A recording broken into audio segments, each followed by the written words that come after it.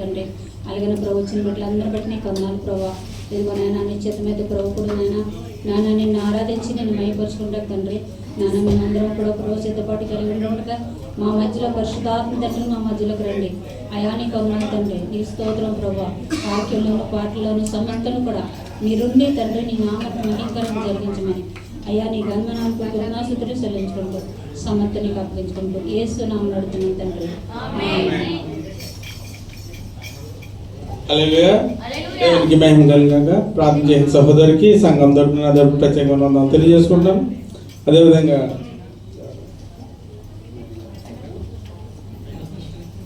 దయతో అందరు లేచినట్లయితే పాటలు పాడుకుని దేవుని మహిమపరచుకుందాం. ఈరోజు సహోదరి మేరీ గారు వచ్చి లీడ్ చేయవలసిందిగా ప్రోగ్రామ్ కోరుచుంది.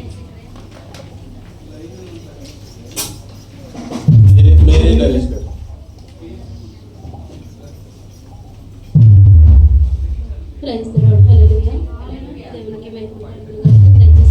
అందరూ లేచి నిలబడినట్లయితే పాటలు పాడుకుంటే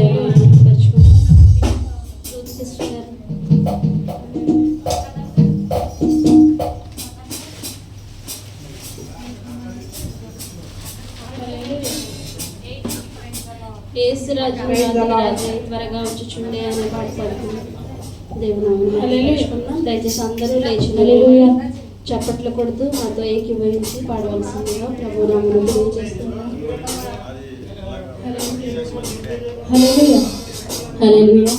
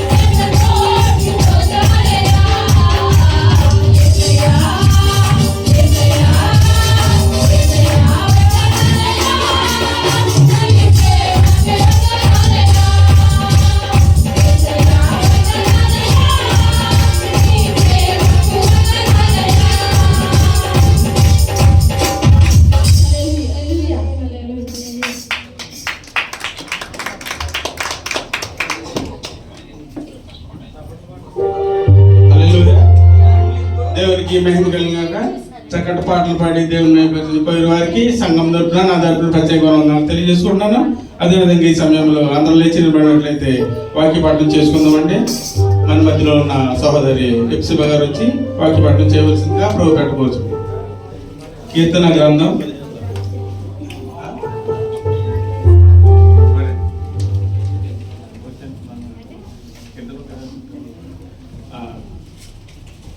'క్షమించాలి' మన మధ్యలో ఈరోజు విచ్చేశారు సహోదరి ఎప్సిబా గారు, పాస్టర్ గారు బోసమయ్య గారు, వదిలి గారు, అలాగే రమేష్ గారు భార్య గారు. అదేవిధంగా ఇదే రోజు సహోదరుడు మధు గారు కూడా ఈరోజు వస్తారు. పాస్టర్ గారు మేనత్ గారు అబ్బాయి కిరణ్, ఇద్దరు అన్నదమ్ములు, వాళ్ళిద్దరు సహోదరులు కూడా ఒకసారి ముందుకు రావాలని ప్రోగ్రామ్ వారు వచ్చి గ్రామపూర్వకంగా వారికి బుక్ ఇచ్చి ఆహ్వానించవలసిందిగా ప్రోగ్రామ్ కోరుతున్నాం.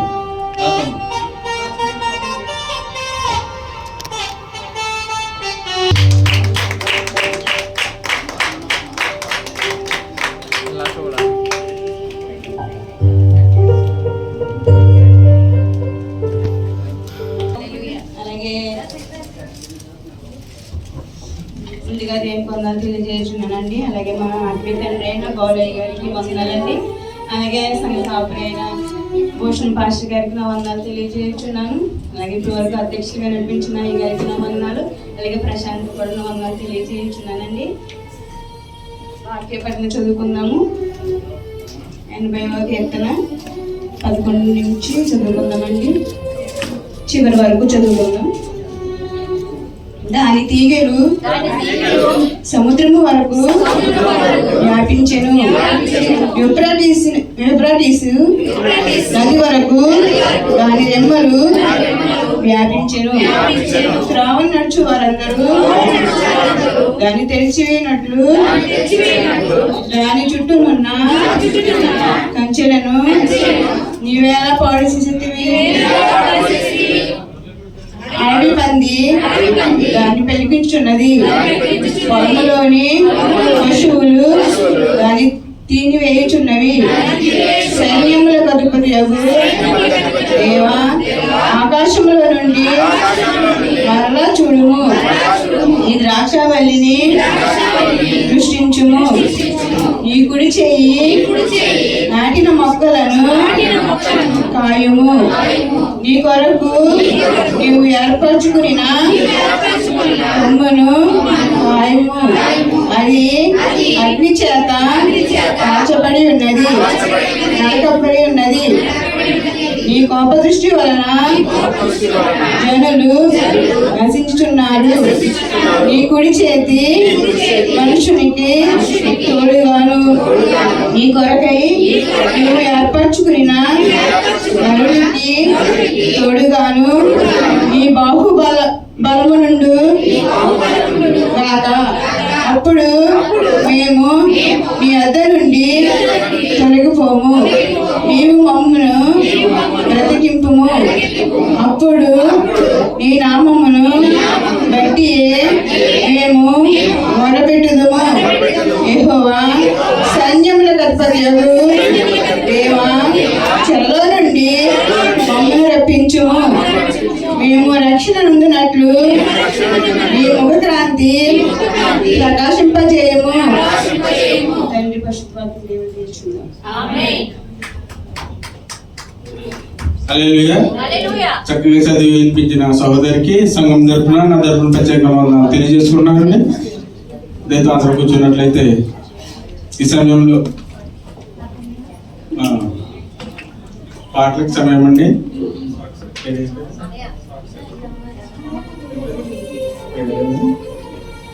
మన మధ్యలో ఉన్న సహోదరి పేరేం పేరమ్మా? పౌలిన్. ఒక పాట పాడి దేవుని మహిమపరచుగా కోరుచున్నాం.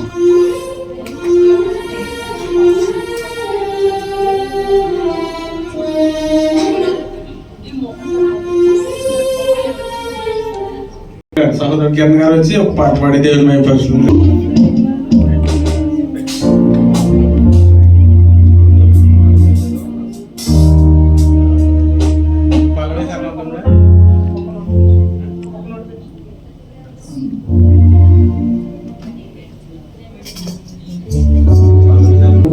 దీని నామాన్ని పరుస్తూ చెప్పులు కొడుతున్నాం.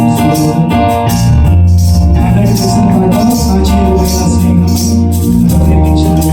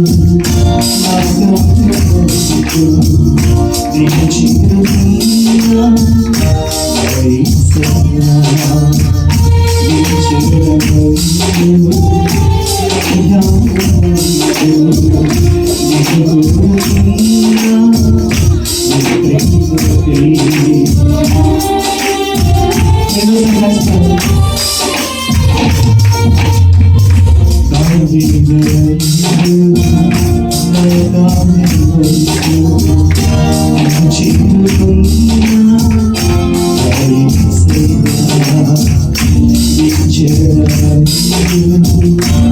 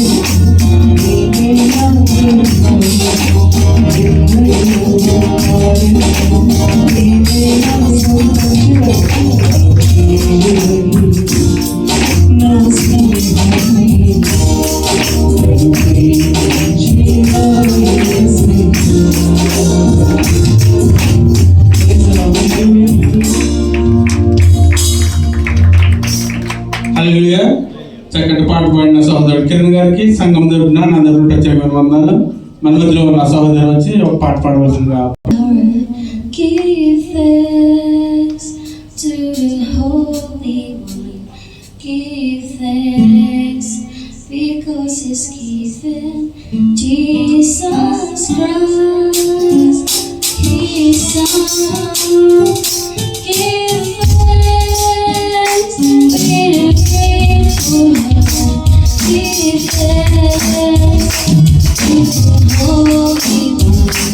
Give thanks because His given Jesus Christ, His Son. Say I am strong, let them all say I am rich, because the Lord our Lord has done for us. Give thanks.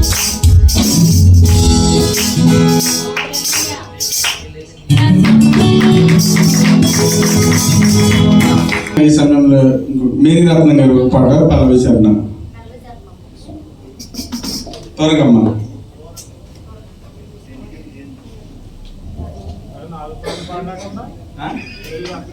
బాగా.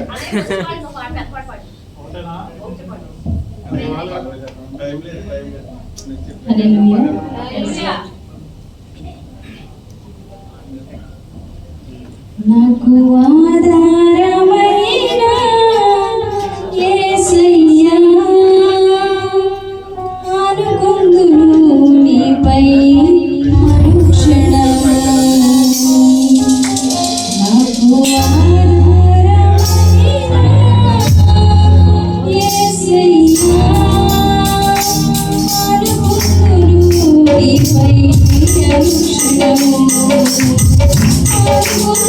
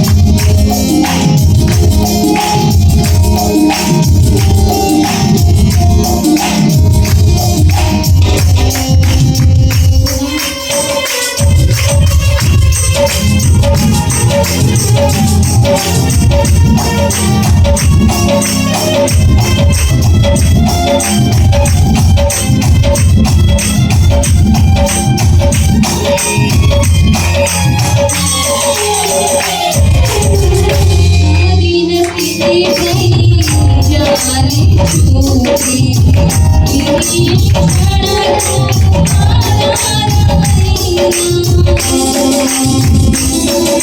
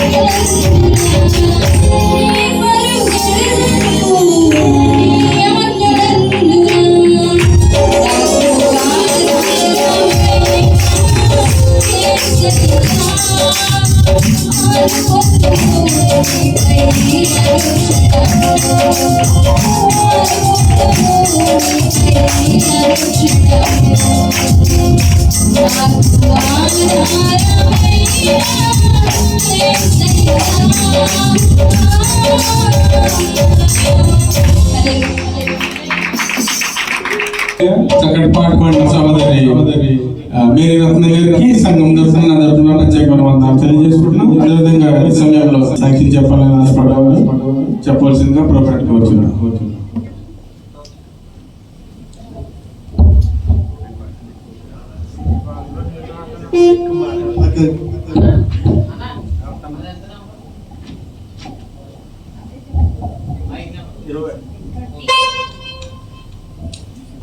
దేవుని మహిమలను కాక నేను చెప్పబోయే సాక్ష్యం ఏంటంటే సంవత్సరం నుంచి నాకు లైసెన్స్ లేక చాలా బాధపడ్డాను. చెప్పాలంటే చాలా ఉంది కానీ టైం లేదు. ఒక 3 రోజుల క్రితం నాకు లైసెన్స్ వేశారు.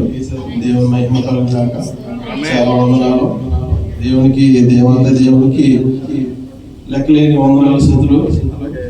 సంఘంలో మీరు కూడా ప్రార్థన చేసి ఎంతో నాకు ఓదార్పునిచ్చి చేసినందుకు చాలా ధన్యవాదాలు. ఈ చిన్న సాక్ష్యం దేవుడు దీవించి ఆశ్రయించిన కాక. హల్లెలూయా. దేవునికి మహిమ కలుగుగాక. నిజంగా చాలా అవస్థపడ్డాడు లైసెన్స్ గురండి ఆ కమ్మ గురండి. దేవుడు అతని విషయంలో గొప్ప కార్యం చేయించారు. మీ అందరి ప్రార్థనలో అతను జ్ఞాపకం చేసుకున్నందుకు సంఘం తరపున నా తరపున ప్రత్యేకంగా తెలియజేసుకుంటాను. అదేవిధంగా ఇంకెవరైనా చెప్పాలని ఆశపడ్డవారు త్వరగా.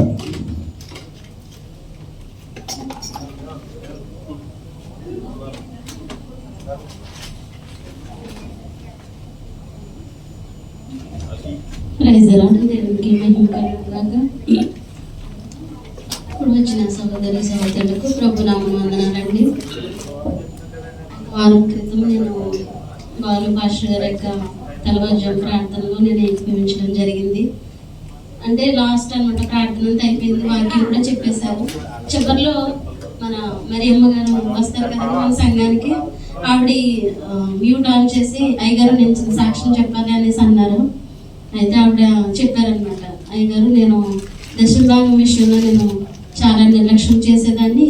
ఆ దశమ భాగము ఇవ్వనంత కాలము నేను ఆశీర్వదింపబడలేదు అయ్యగారు.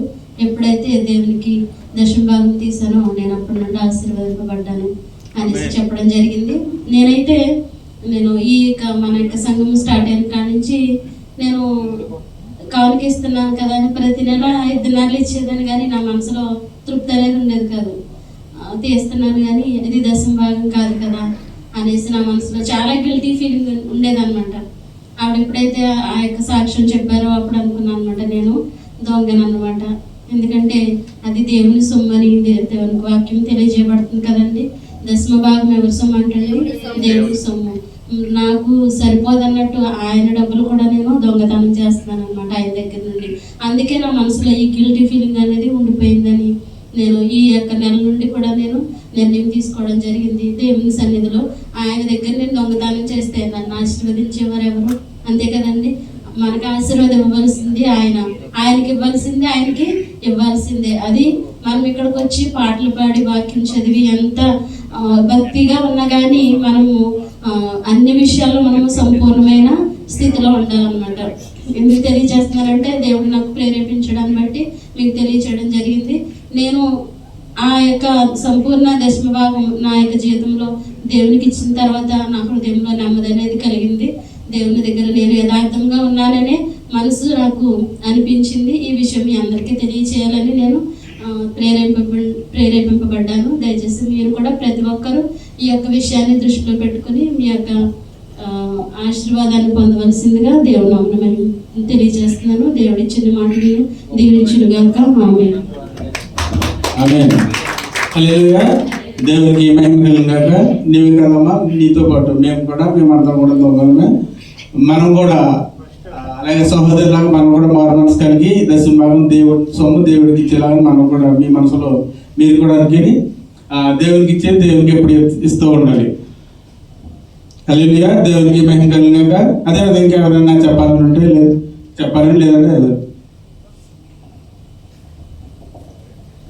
టైం లేదు. అయ్యగారికి నేను 6:20కి ఇస్తానని చెప్పాను. త్వరగా క్షేమంగా రావడానికి దేవుడు కృప చూపించాడండి. ఇండియా నుండి కోయిట్ రావడానికి దేవుడు క్షేమకరమైన ప్రయాణం దేవుడు ఇచ్చాడు. దాన్ని బట్టి దేవుని స్తోత్రాలు తెలియజేయుచున్నాను. అలాగే మా కొరకు ప్రార్థించిన సంఘ విశ్వాసులందరికీ వందనాలు తెలియజేయుచున్నాను. కలిగిన ప్రార్థనలో మమ్మల్ని జ్ఞాపకం చేసుకోమని, పరిచర్యలో మేము ఎక్కువగా సహకారంలో ఉండేలాగా మా కొరకు ప్రార్థించమని ప్రార్థన సహాయం కోరుచున్నాను. సాక్షిని దేవుడు దీవించునుగా. ఆమేన్. హల్లెలూయా. సహోదరు చెప్పినట్లుగా మీ అందరి ప్రార్థనలో వాళ్ళ గురించి, వాళ్ళ కుటుంబం గురించి ప్రార్థనలు జ్ఞాపకం చేసుకోవాలని ప్రభుత్వం కోరుచున్నాం.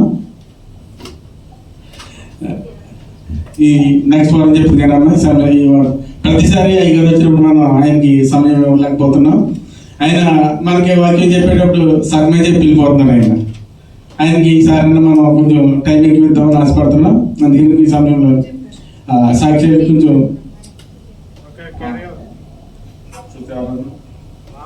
అందరు దయచేసి అందరూ లేచి చెప్పినట్లయితే స్తుతి ఆరాధన నడిపించుకున్నాడు. బ్రదర్ రమేష్ గారు వచ్చి 5-10 నిమిషాలు ఆరాధన చేసుకుందాం. స్తోత్రం స్తోత్రం. దయచేసి ప్రతి ఒక్కరు 2 చేతుల పైకెత్తి స్తోత్రం స్తోత్రం స్తోత్రం స్తోత్రం. హల్లెలూయా హల్లెలూయా హల్లెలూయా. స్తోత్రం. మహోన్నతుడా నీకే వందనాలు వందనాలు వందనాలు చెల్లిస్తున్నాం ప్రభువా. నీకే స్తుతి స్తుతి స్తుతి. హల్లెలూయా.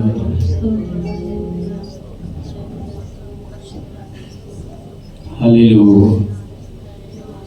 ఆరాధన యేసునికే, ఆరాధన యేసునికే. దయచేసి అందరూ పాడదాం.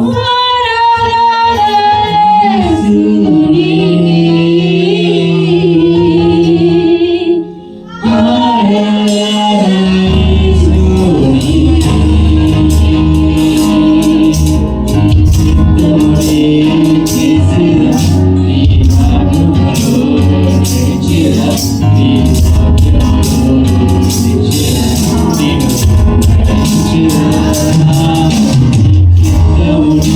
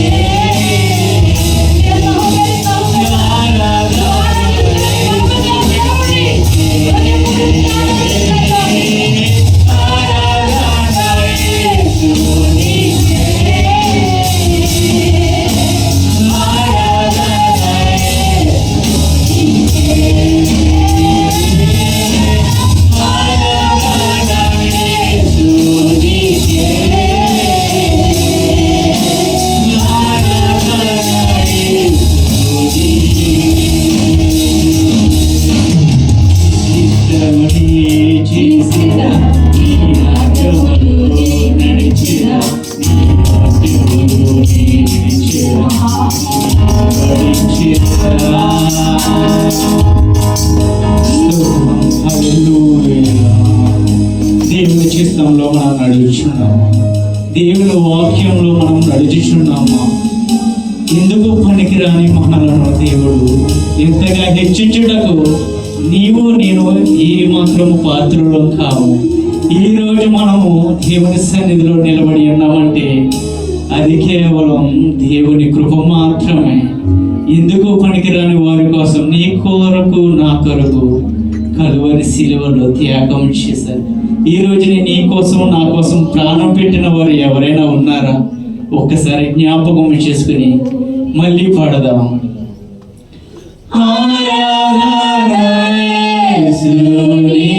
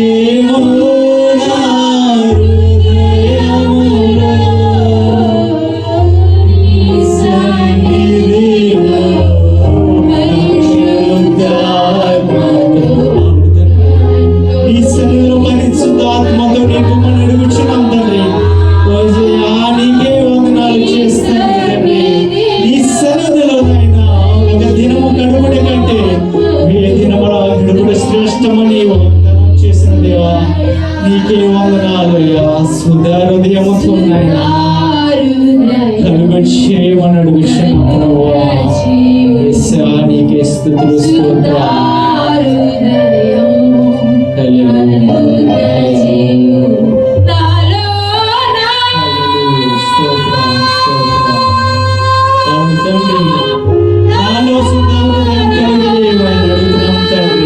ప్రతి అక్రమమును తీసివేయండి.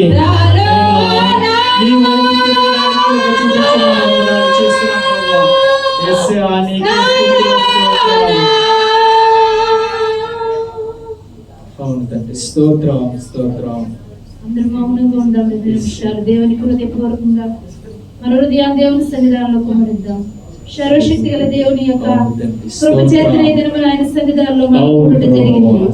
ఆయన కృప వలనే నీ శక్తి కాదు, నీ బలము కాదు, నీ ఆరోగ్యం కాదు, నీ ధనము కాదు, నీ కాపాడింది కేవలం ఆయన కృప మాత్రమే నేను కాపాడింది. దేవుని స్తోత్రం. హల్లెలూయా. దేవునికి వందనములు, స్తోత్రం చెల్లిస్తున్నాము. యేసు ఏమి చిరునామా వేలాది కోడలు తెచ్చిన ఒంటెలను తీసుకుని వచ్చిన వేలాది ప్రభువునైనా గొర్రెలు అర్పించిన ప్రభు అయ్యా, నువ్వు అడిగా నేను విరిగి నలిగిన హృదయాన్ని మాత్రమే నువ్వు కోరువాడు. అయ్యా, నువ్వు బలులను కోరువాడు కాదు. విరిగి నలిగిన మనసు నీకు ఇష్టమైన బలి నాయన. కోరికల వర్షవరం స్తోత్రం చేస్తున్నాము. అయ్యా, కాలములు గడుస్తుండగా, దినములు గడుస్తుండగా, గంటలు గడుస్తుండగా, నిమిషాలు గడుస్తుండగా నన్ను నూతన పరచుమని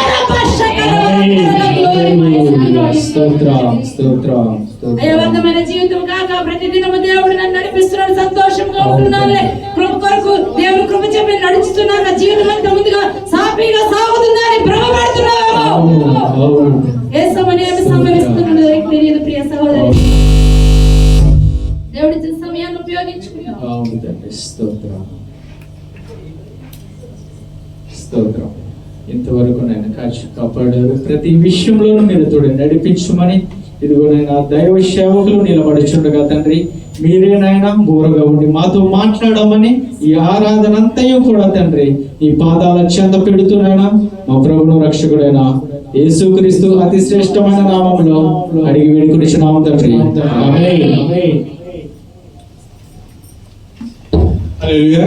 దేవునికి మహిమ కలుగుగాక. దేవుని లేచినట్లయితే కానుకలు సమర్పించుకుందామండి. గొప్ప సహోదరుడు మన నరేష్ గారు, సహోదరి రూతమ్ గారు ఆరాధన నడిపించిన దానిని బట్టి ప్రత్యేకమైన తెలియజేసుకున్నాం. రైతాంగం లేచినట్లయితే ప్రేరేపణ సహోదరు రాజశేఖర్ గారు వచ్చి ప్రేరేపణ వచ్చి ఒక పల్లవి శరణం త్వరగమ్మ, టైం లేదు.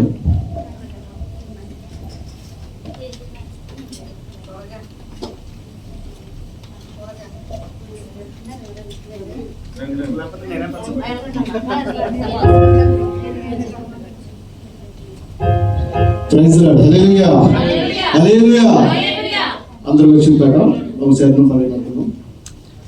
ఇంతకాలం నీదు కృపలో కాచిన దేవా, ఇంతకాలం నీదు కృపలో కాచిన దేవా,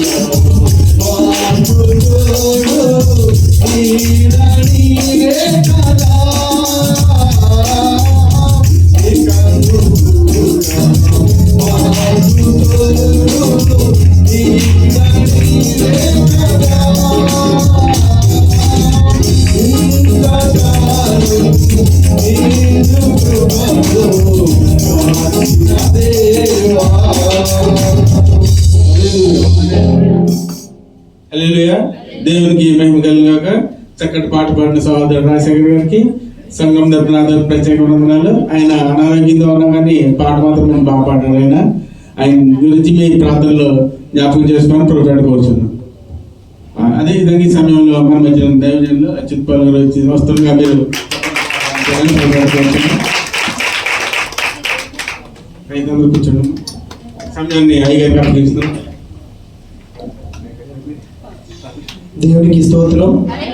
హల్లెలూయా. దేవుడు ఇచ్చినటువంటి గొప్ప భాగ్యాన్ని బట్టి దేవునికి వందనాలు చెల్లించుకుంటున్నాము.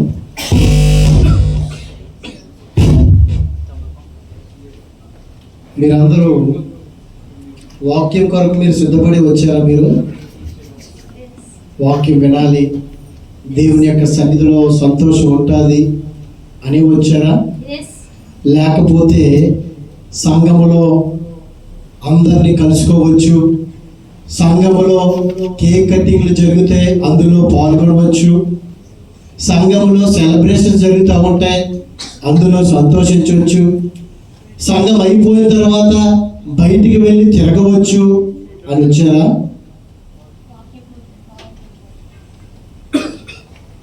ఇర్మియా గారు అంటున్నారు, ఇశ్రాయేలు ప్రజలతోటి దేవుడు మాట్లాడమంటే ఇర్మియా గ్రంథము 6వ అధ్యాయము 10వ వచనంలో చూడండి. ఇర్మియా గ్రంథము 6వ అధ్యాయము 10వ వచనంలో అమ్మా, ఎవరికి సాక్ష్యం ఇచ్చేదను వారు వినుటకు తమ మనస్సు సిద్ధ. ఎవరు వారంట? మనం ఏదైనా తప్పు చేసేవాడికి అమ్మా, ఏదైనా జరిగిందనుకో వారు, మన ఎంతసేపు మన చేతులు ఎప్పుడు ఇట్లాగే చూపిస్తా కానీ నేను చెప్తామా? వారు వినుటకు తమ మనస్సు సిద్ధపరుచుకొనరు గనుక. ఒకవేళ మీరు కూడా దేవుని యొక్క వాక్యాన్ని వినాలి, వాక్యము ద్వారా నేను ఏదో నేర్చుకోవాలి, దేవునికి దగ్గరగా ఉండాలి, దేవుడు నాతో మాట్లాడాలి అని సిద్ధపాటు కలిగి వచ్చినట్లయితే, వినాలి ప్రభు అని మాటలో ఎంతో విలువైనది అమూల్యమైనదని నిజంగా వచ్చినట్లయితే దేవునికి స్తోత్రం.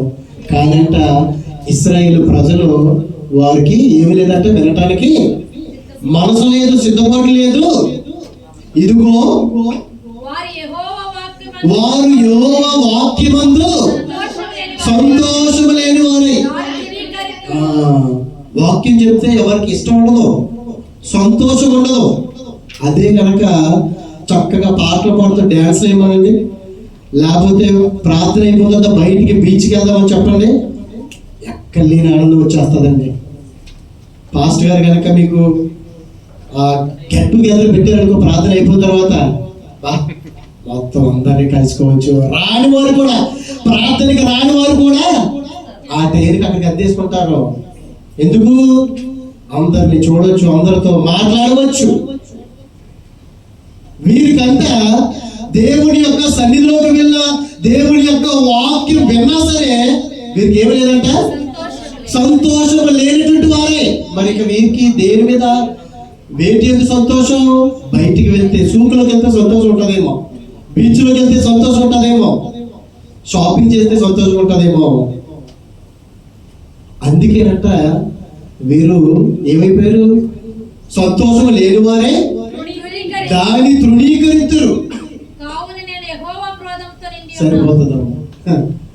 వారికి సంతోషం లేదు, దేవుడి యొక్క సన్నిధిలో సంతోషం లేదు, వాక్యం వినాలనే సిద్ధపాటు మనసు లేదు.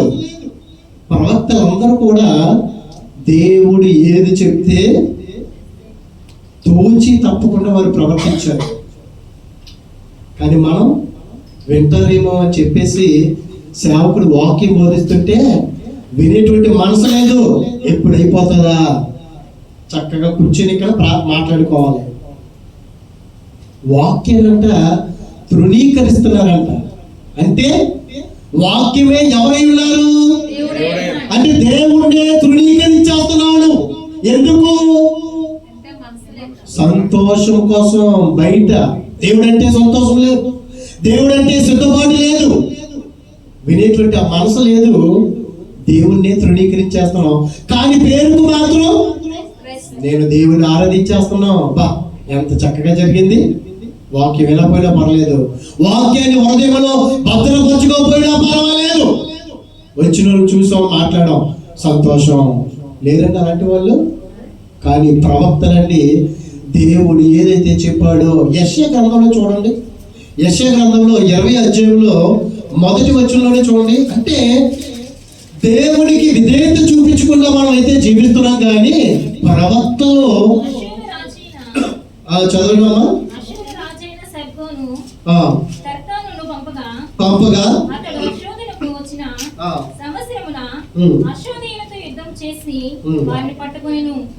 కాలమున యెహోవా ఆమోజు కుమారుడైన యెషయా ద్వారా ఇలాగ సెలవిచ్చాడు, నీవు పోయి నడుము మీద గోనె పట్ట విప్పి నీ పాదముల నుండి జోళ్ళు తీసివేయము. అతడు అలాగు చేసి దిగంబరి అయి జోళ్ళు లేకయే నడుచుచుండగా యెహోవా నా సేవకుడైన యెషయా ఐగుప్తుని గూర్చియు కూషుని గూర్చియు దేవుడు తన బిడ్డలకి చెప్పటానికి ముందు నేను సూచన కూడా అంటాం.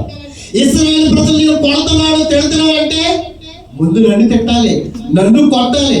ఎవరి నుంచి కొడితే ఏం చేస్తాను? నేను ఎవరి నుంచి కొడుతున్నాను ఏం చేస్తా? ఓడించుకుని గట్టి పెట్టి వెళ్ళిపోతాను. నా పరిస్థితి అది. కానీ ఇశ్రాయేలు ప్రజలు ఐగుప్తిని, కూషు అంటే ఇథియోపియా దేశాన్ని, 2 దేశాలని చూసుకుని ఆ 2 దేశాల మీద మీరు ఆధారపడి జీవిస్తున్నారు. చూడండి, డబ్బు ఉంటే మనకు అతిశయం వచ్చేస్తుంది. ఎవరైనా కొంచెం సపోర్ట్ చేస్తే చాలు రెచ్చిపోతాం మనం. కానీ యెషయా ప్రవక్తతోటి దేవుడు అంటున్నాడు, ఇదిగో ఇశ్రాయేలు ప్రజల యొక్క సూచనకి నేను రేపు పొద్దున ఏం చేస్తానో వారికి నువ్వు చేసి చూపించాలి. మనం చేయగలమా?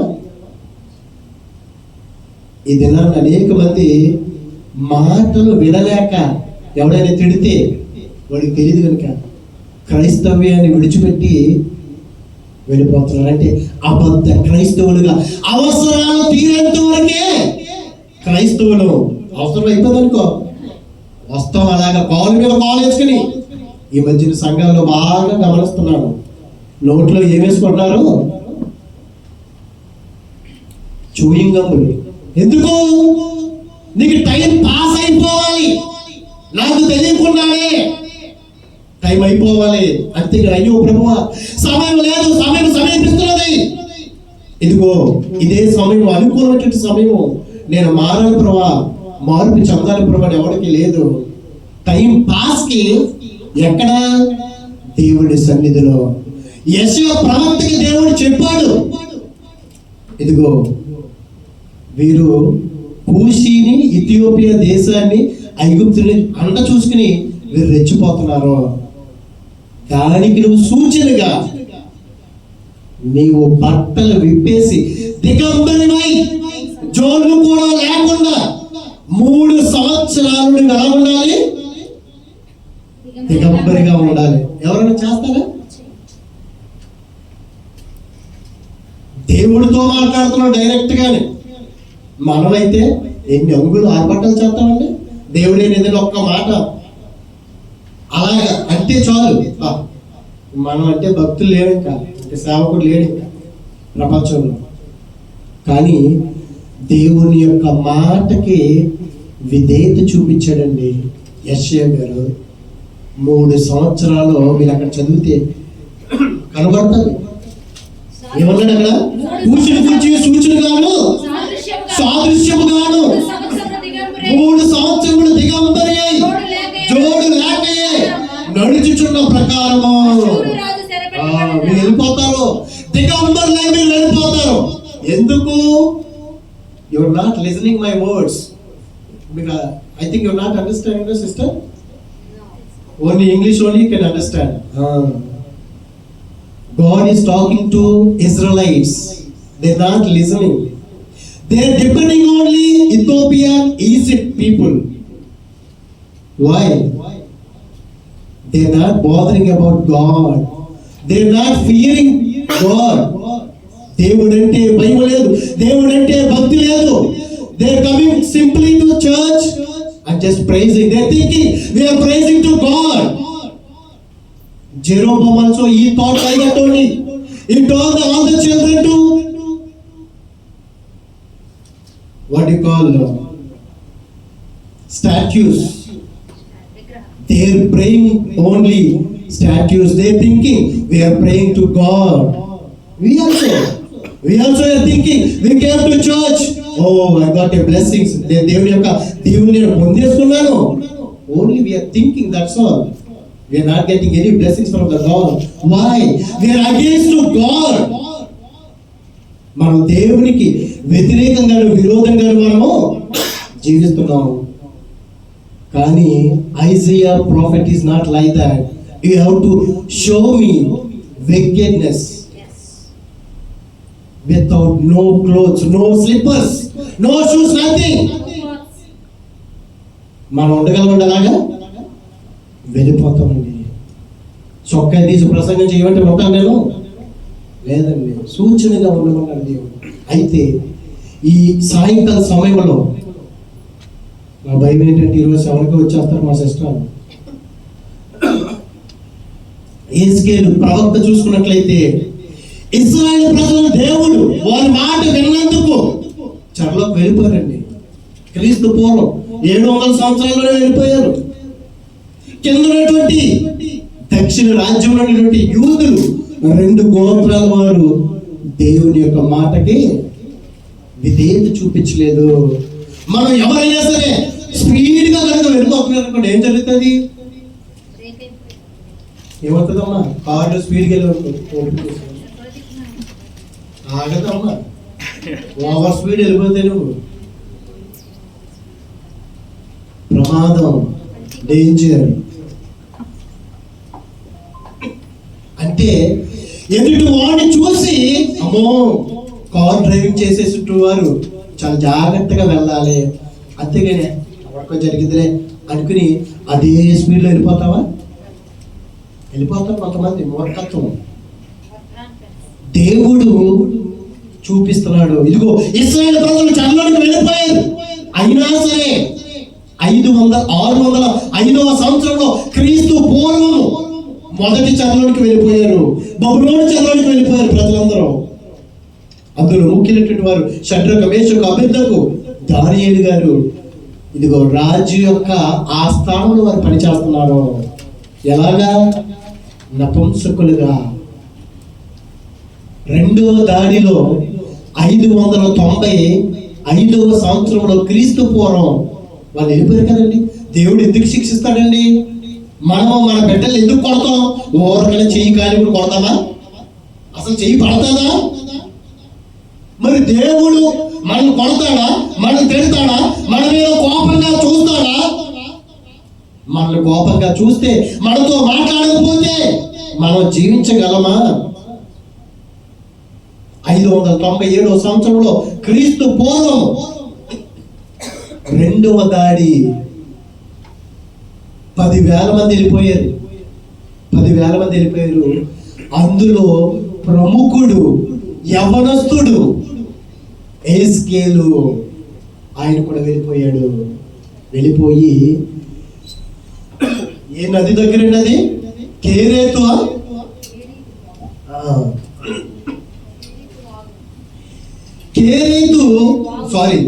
కేబారు నది ప్రదేశమున. ఈ కేబారు నది ప్రదేశము, కేబారు నది అంటే యూఫ్రటీస్ టైగ్రస్ ఉపనది. ఆ నది మధ్యన ఎక్కడ?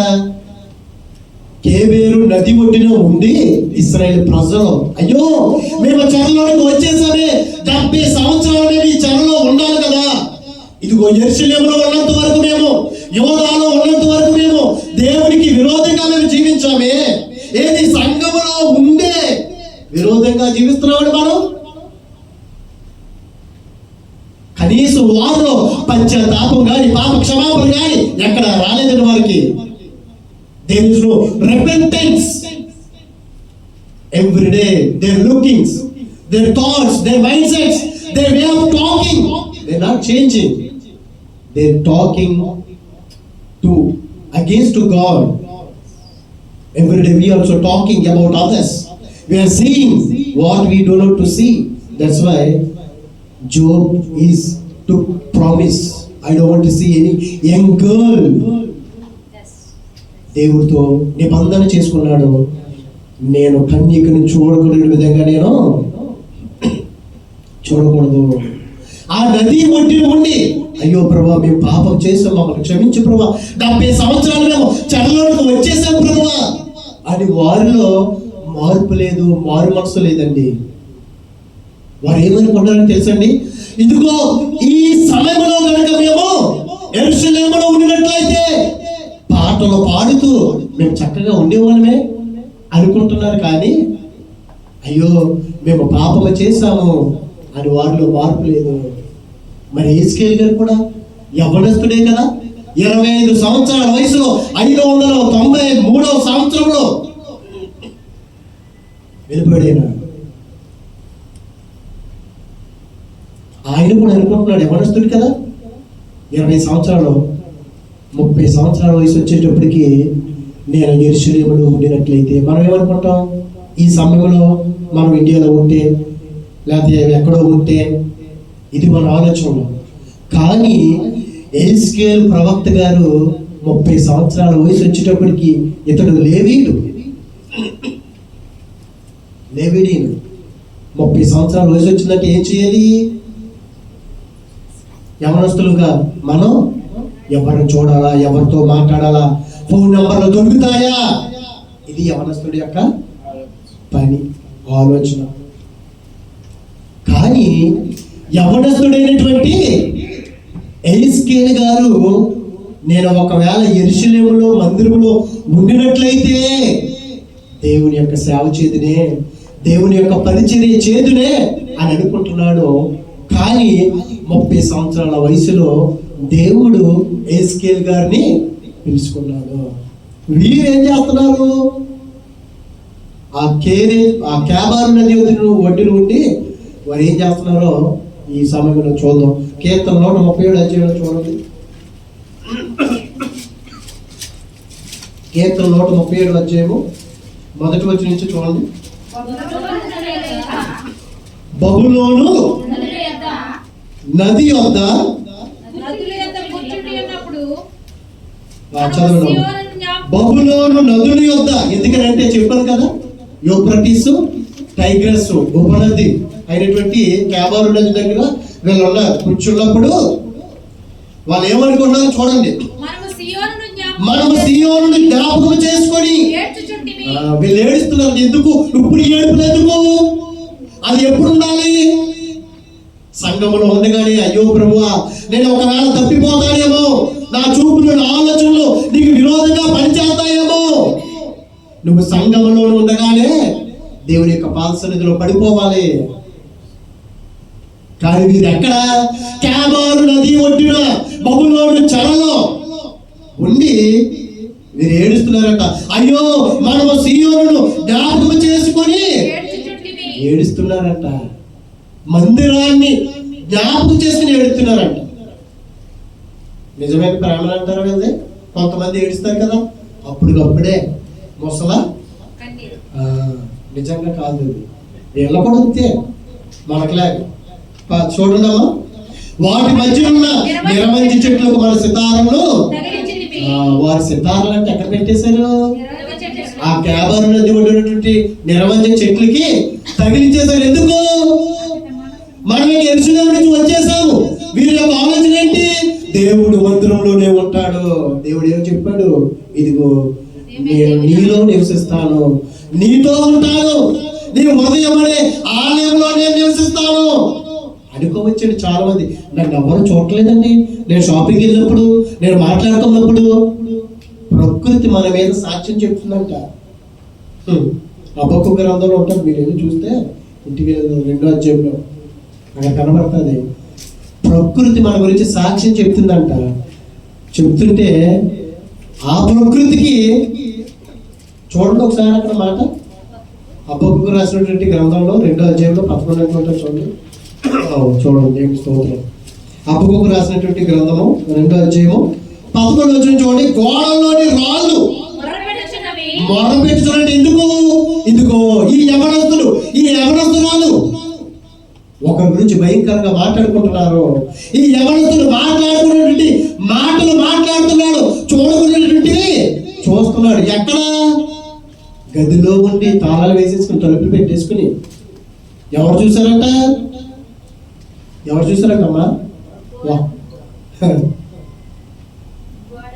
గోడల్లోని రాళ్ళు మొరపెట్టుచున్నదంట.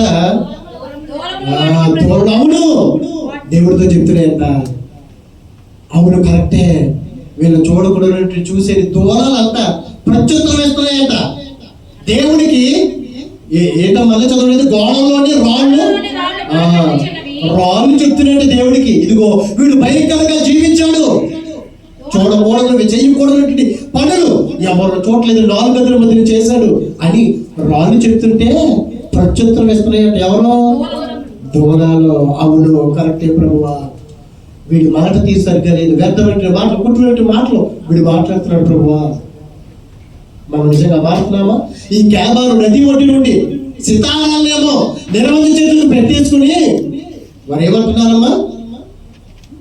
అచ్చట మనము చెరలున్నవారు ఎవరైతే కనుక చెరలోనికి తీసుకెళ్ళిపోయారో బబులోని చెరలోనికి వారు అంటున్నారు. ఏమనంటున్నారు? చూడండి, ఇక్కడ సినిమా నేను చూడలేదు అన్న యవనస్తుడు కానీ ఎవరైనా సరే చెయ్యి పైకెత్తగలరా? నాతో సహా నేను సినిమా చూడలేదండి, అడుగు పెట్టలేదండి అన్న వాళ్ళు ఎవరు ఉన్నారా? అందరూ ఉన్నారు. పాత సినిమాలో చూడండి, ఎవరైతే కనుక చెరపట్టు పడ్డారో వీళ్ళు డ్యాన్స్ అయితే ఇది సంతోషం, రాజుకి కొడతా ఉంటారు కొరడాతో. చూడలేదు మీరు? లేకపోతే కామెడీ చేయరు అంటూ ఉంటారు.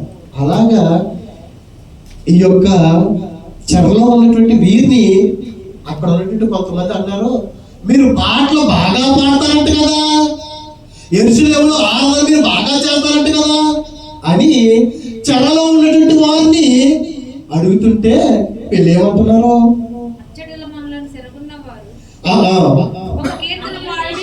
అనేది మనల్ని బాధించిన వారు సియోను కీర్తనలో ఒక దారిని మాకు వినిపించుడి అని మన వల్ల ఉల్లాసం కోరి. ఎందుకు? వీళ్ళేమో చెరలో ఉన్నారు, జైల్లో ఉన్నారు.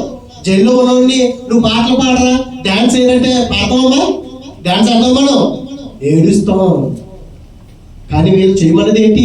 దేవుని యొక్క పాటలు పాడమన్నారు, ప్రార్థన చేయమంటున్నారు.